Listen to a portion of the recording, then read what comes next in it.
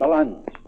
interpretant el sentiment i els anhels del poble que ens acaba de donar el seu sufragi, proclamo la República Catalana com a estat integrant de la Federació Ibèrica. D'acord amb el president de la República Federal Espanyola, senyor Nicet Alcalá Zamora, pel qual hem ratificat els acords presos en el Pacte de Sant Sebastià, em faig càrrec provisionalment de les funcions de president del Govern de Catalunya, esperant que el poble espanyol i el català expressaran quina és en aquests moments llur voluntat. En fer aquesta proclamació, amb el cor obert a totes les esperances, ens conjurem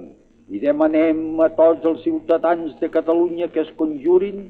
amb nosaltres per a fer-la prevaler pels mitjans que siguin, encara que calgués arribar al sacrifici de la pròpia vida.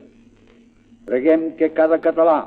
així com tot altre ciutadà resident a Catalunya, es faci càrrec de l'enorme responsabilitat que en aquests moments pesa sobre tots nosaltres. Tot aquell, doncs, que pertorbi l'ordre de la naixent República Catalana serà considerat com un agent provocador i com un traïdor a la pàtria. Esperem que tots sabreu fer-vos dignes de la llibertat que ens hem donat i de la justícia que amb l'ajut de tots anem a establir. Ens apoyem sobre coses immortals com són els drets dels homes i dels pobles, i morint i tot, si calgués, no podem perdre. En proclamar la nostra república, fem arribar la nostra veu a tots els pobles d'Espanya i del món,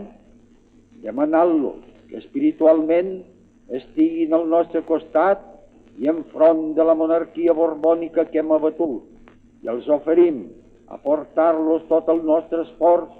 i tota l'emoció del nostre poble renaixent per afermar la pau internacional. Per Catalunya, pels altres pobles germans d'Espanya, per la fraternitat de tots els homes i de tots els pobles catalans, sapigueu fer-vos dignes de Catalunya.